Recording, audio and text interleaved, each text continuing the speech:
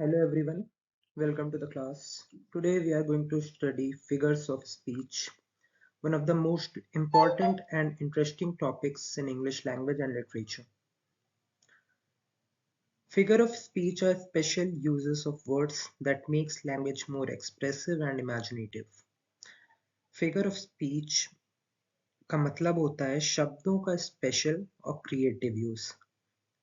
जैसे हम सीधा बोल सकते हैं ही इज वेरी ब्रेव, लेकिन अगर हम बोलें ही इज अ लॉयन तो सेंटेंस ज़्यादा स्ट्रॉन्ग, एक्सप्रेसिव और इमेजिनेटिव हो जाता है। ये पावर फिगर ऑफ स्पीच ही देता है। Now they are commonly used in poetry, prose, speeches and everyday language. अब हम अगर देखें तो फिगर ऑफ स्पीच सिर्फ पोएम के लिए नहीं होते हैं, हम इन्हें पोएट्रीज, प्रोज, स्पीचेस और डेली लाइफ में भी यूज करते हैं। डेली लाइफ में जैसे लोग बोलते हैं I am dying of hunger, या time is flying, she has a heart of gold. तो ये सब कोई नॉर्मल सेंटेंस नहीं है, they are the example of figure of speech only.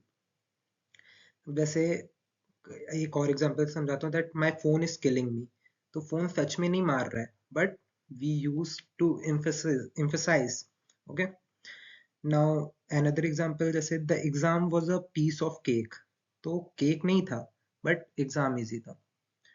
Okay, so they are commonly used in poetry, prose, speeches and everyday language. Okay, now so before going into different types of figures of speech, let us remember that figures of speech make language beautiful, powerful and meaningful. इसलिए अब हम सब step by step figure of speech को simple example के साथ समझेंगे। Okay,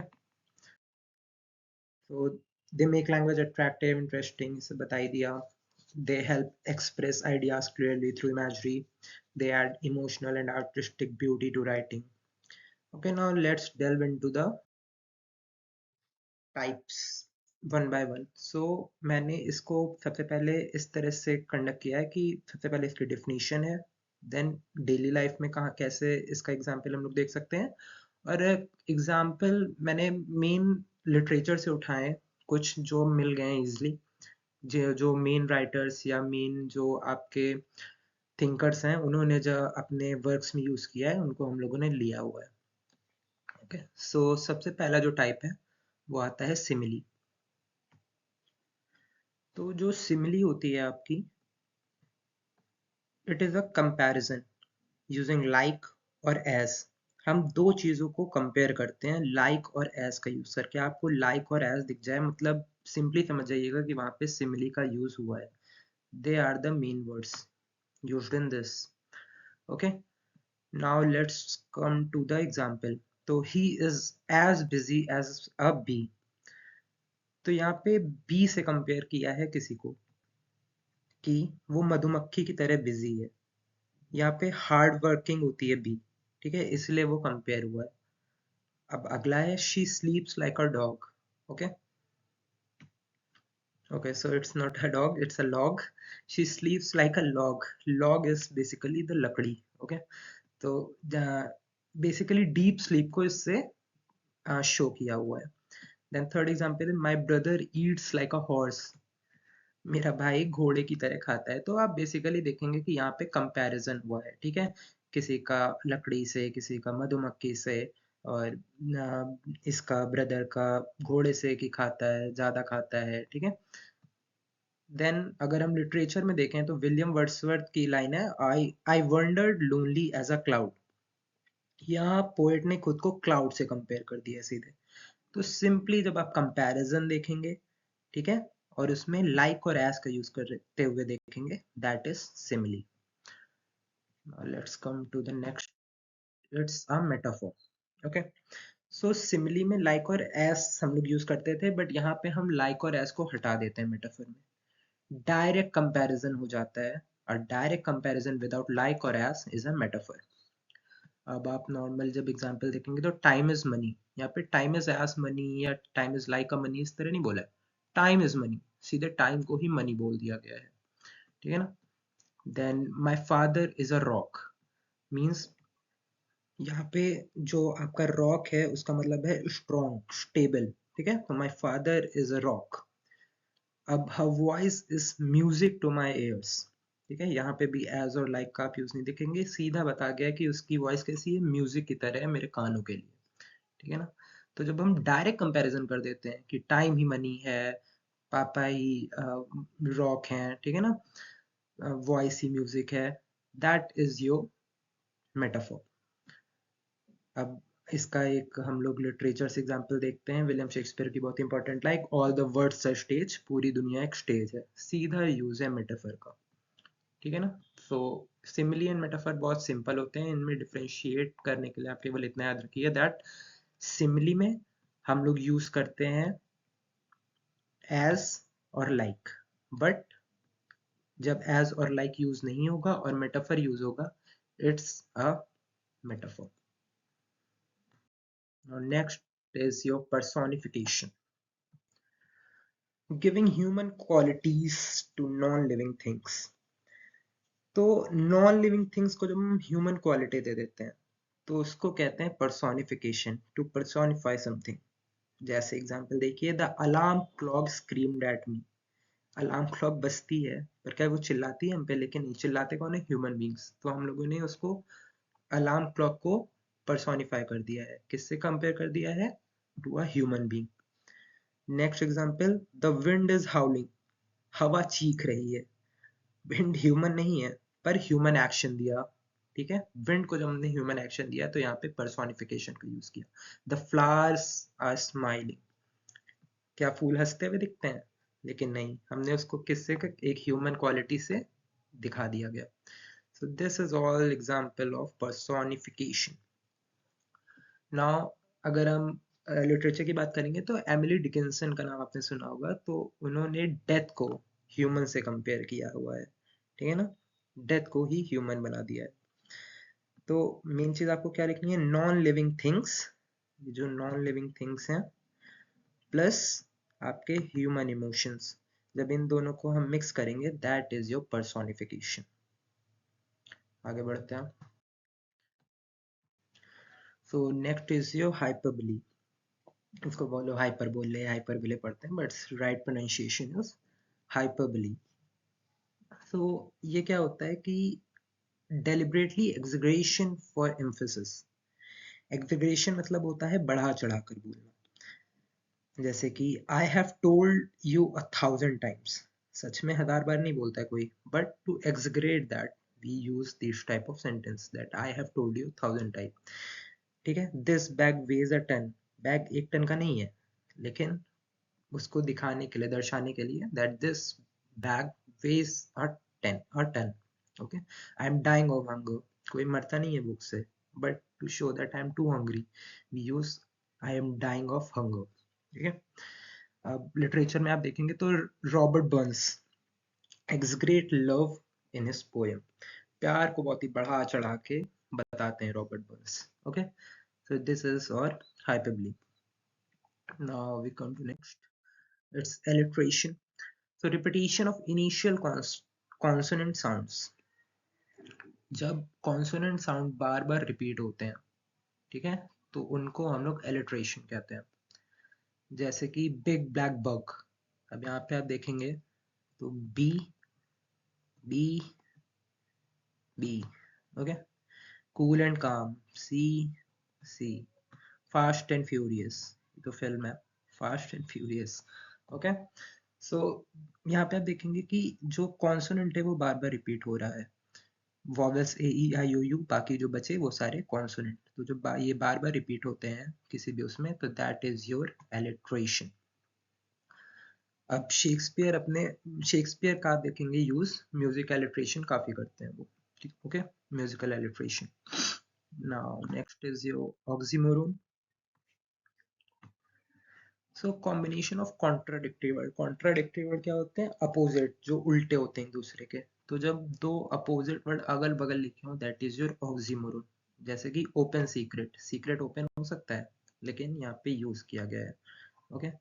then you clearly confused, या तो क्लियर है या कंफ्यूज्ड है, but clearly confused, okay. Deafening silence, silence में साउंड होता ही नहीं है, ठीक है ना। तो ये जो चीजें कि दो अपोजिट वर्ड जब अगल बगल यूज होंगे चीजों को एम्फसाइज करने के लिए again, okay, so they are the oxymoron. अब शेक्सपियर का एक वो है स्वीट सॉरो, ठीक है, यहाँ पे भी देखिए sorrow can never be sweet. Okay, so this is called oxymoron. आगे बढ़ते हैं, वेरी इंपॉर्टेंट, आयरनी। तो एक्सपेक्टेशन और रियलिटी में डिफरेंस, बस इतना याद रखना है कि एक्सपेक्टेशन और रियलिटी में डिफरेंस होता है, वही आयरनी, वही आयरनी होती है, ठीक है ना। जैसे fire station catches a fire, ये है आयरनी है। जो हमको पता जब जो एक्सपेक्ट करे वो ना हो और उल्टा हो जाए, दैट इज योर आयरनी। कि फायर स्टेशन का काम क्या होता है, फायर बुझाना, पर उसमें ही फायर लग गई, दैट इज योर आयरनी, ठीक है। ट्रैफिक पुलिस मैन ही जो है वो ब्रेक कर रहा है रूल्स को, ठीक है ना, दैट इज एन आयरनी। कोई जब कोई गलती कर देता है तो कहते हैं वाह बहुत बढ़िया किया, दैट्स अ ग्रेट जॉब, ठीक है, दैट्स अ आयरनी। अब हम लिटरेचर की बात करेंगे तो जॉर्ज ऑरवेल अपने जो वर्क्स हैं उसमें बहुत यूज करते हैं आयरनीज को, ठीक है। Now come to the next. Okay, it's onomatopoeia, words that imitate natural sounds। Simple, सबसे इजी यही होता है। आप जब साउंड्स देखते हैं यूज होते हैं, जैसे buzz of a bee, bang of a door, splash of a water, ठीक है, जैसे भी ये साउंड्स होते हैं, बज, बैंग, स्प्लैश, जो वर्ड साउंड जैसा लगे, इट्स ओनोमेटोपिया। ओके, आप लिटरेचर की बात करेंगे तो Tennyson uses sound imitating words most. Next is your pun. Okay, so it is a very interesting one, a play on words for humor। Humour जो word है इसमें कहीं कहीं यू यूज होता है, कहीं कहीं ओ यूज होता है। सो बेसिकली अमेरिकन और ब्रिटिश जो लैंग्वेज है उसमें अलग अलग यूज होता है। वो जो है, हाँ, अमेरिकन में यूज होता है and U S use in UK and other. So come back to pun. Pun, a play on words for humour. जैसे कि अब एग्जाम्पल से इसको समझिए, a bicycle is too tired, but here too tired, basically two meanings are there, has two tires, okay, so too tired and too tired also बहुत थका हुआ, कि बहुत ज्यादा थका हुआ है। तो जिस वर्ड से दो मीनिंग निकल के आए एंड थोड़ा सा वहाँ पे या तो फन या सरकाज़म या थोड़ा सा कॉमेडी क्रिएट हो, that is your pun. Okay, next है जैसे I use to be a banker but I lost interest. तो इंटरेस्ट एक होता है profit from money, banking meaning जो निकल के आती है, और दूसरा होता है इंटरेस्ट, क्यूरियोसिटी और लाइकिंग, जो जनरल मीनिंग होती है। Okay, so I lost interest, I lost my job benefit, I lost my liking. तो इंटरेस्ट की भी दो मीनिंग, एक बैंक का इंटरेस्ट और एक मन लगना, दोनों एक ही सेंटेंस में यूज हुए, दैट इज पन। ओके, so basically शेक्सपियर बहुत ज्यादा पन का यूज करते थे। Okay, he loved using puns, add humor, show intelligence of character, entertain audience, ठीक है। many jokes in Romeo Juliet and Hamlet are puns।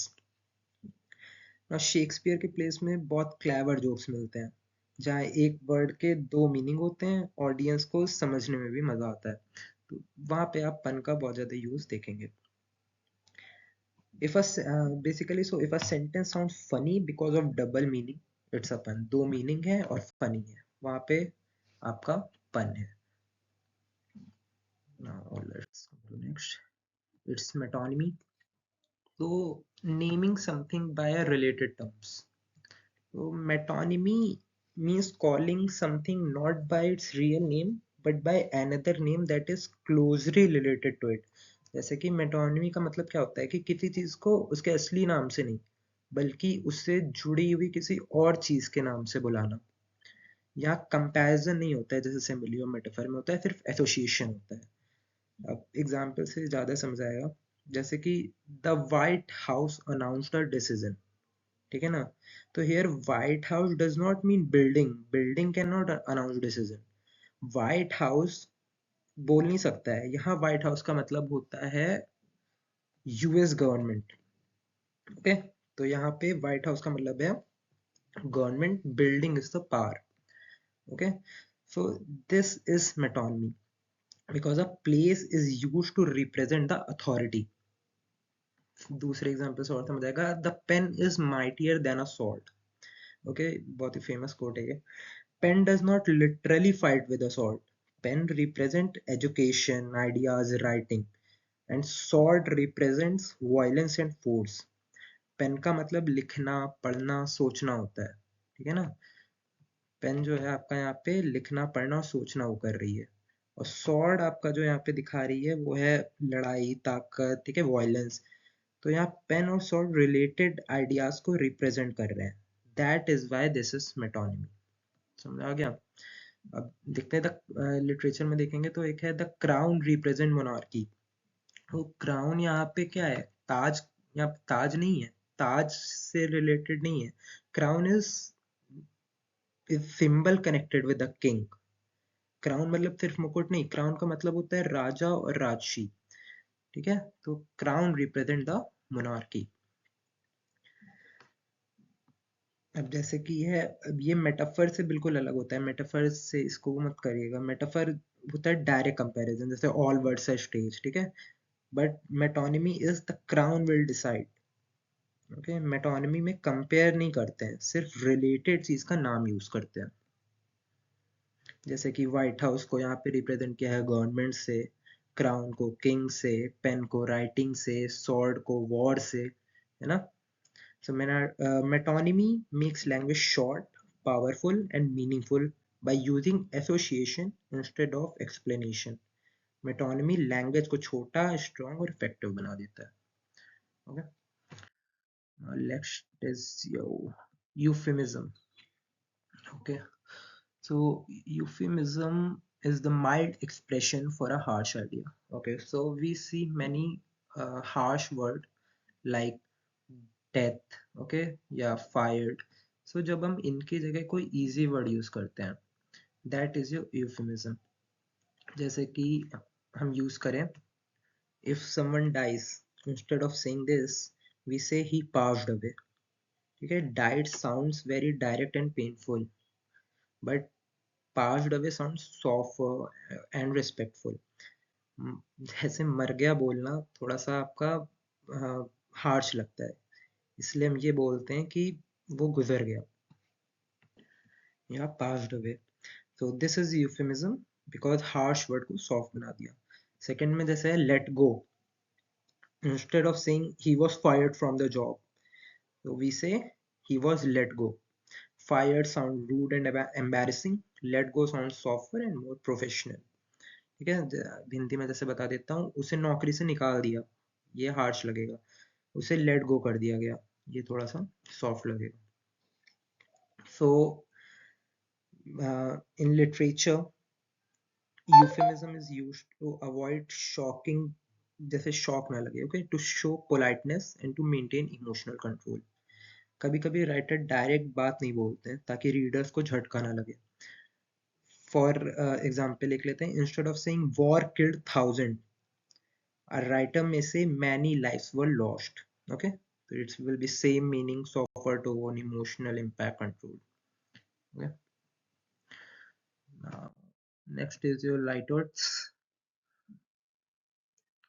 So affirmation by negation, ठीक है। तो when we use something negative to show some positive meaning, okay, like कोई आपसे पूछता है how was the movie and you say it was not bad, तो उसका मतलब क्या निकलेगा, it was good। या एक और एग्जांपल है no small achievement, इसका मतलब है बिग अचीवमेंट, कि ये कोई छोटी उपलब्धि नहीं है, ये बहुत बड़ी उपलब्धि है।